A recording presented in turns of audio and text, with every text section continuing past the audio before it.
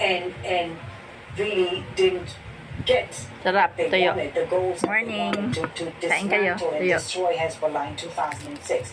That didn't happen. On the Sarap. contrary, they saw Kain. a stronger Hezbollah. Did they learn any of those lessons, you think?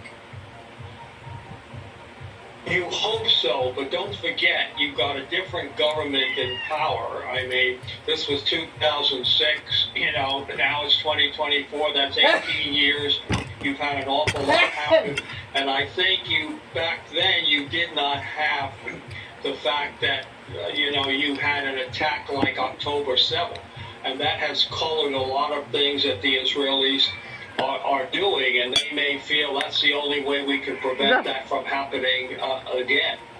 But you would hope that there are people there, and there have been former prime ministers who've spoken out about some of the things that they've been doing up to now. The real question is, will they be able to convince Netanyahu to do that? He seems up to now oblivious to what the United States and other countries are telling him. Lawrence Corp, thank you for talking to us and giving us the review there from Washington, D.C. Lawrence Corp, thank you. Thank you for having me. Well, Israel's last major incursion into Lebanon was in 2006. The conflicts lasted 34 days. Israel launched the offensive after Hezbollah fighters killed 3 soldiers and took 2 others captive in a cross-border raid. The Israeli forces pushed more than 20 kilometers into Lebanese territory. They also launched an extensive bombing campaign across the country. Israel reported 158 deaths over the course of the conflicts. Most of them were soldiers. In Lebanon, more than 1,100 people were killed during a month of fighting.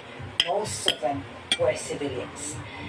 Earlier, I spoke to Elijah Magnier, who's a military and security analyst in Brussels. He says Israel's ground offensive is well planned and is growing in scale. It is not what the Israelis are telling us. From open source, we understand that the Israelis have prepared at least 18 brigades, so we're talking about between 70 to 100,000 soldiers. And if we look at the composition of the strengths of Hezbollah, is made of mainly the missile units and the special forces. Now, Israel believes that it has destroyed most of the missile unit, or at least 50 to 60 to 70%. And now what Israel wants is to surround the special forces that are deployed, 2 units in the south of the Litani River and 1 unit in the north of the Litani River.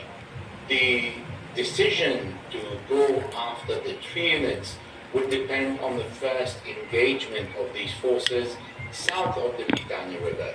But I don't think the Israelis are going to start attacking these 2 units immediately, but first they have to surround them, because where they are massing the groups and the bulk of the forces is in Metula, which is the closest area to the Litani River, where they can reach the Litani River and go down to toward the sea, and this is where they can cut the road, isolate 2 units from the other unit that is on the north of the Litani River, and start dealing with those inside between the Lebanese borders and south of the Litani River.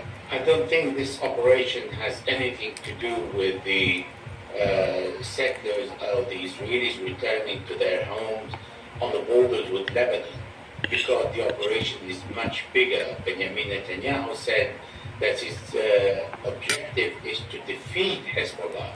And to defeat Hezbollah, he needs to get rid of all his special forces units, which means that it depends on the reaction of the Hezbollah special forces, and this is where the decision will be made. We've seen in 1982, for example, Ariel Sharon with the Peace of Galilee had the intention to reach only Sidon, but he saw the opportunity to push the forces to Beirut and occupy most of Lebanon.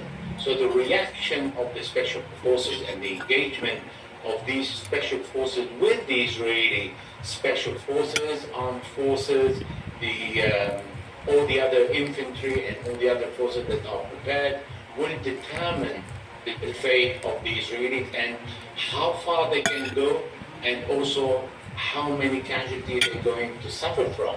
It is not going to be that pleasant. Well, Hezbollah has said it's ready to confront the Israeli ground offensive. The group's deputy leader made the comments in his first public address since the killing of Secretary General Hassan Nasrallah. Ali Hashim has more on that from Beirut. Hezbollah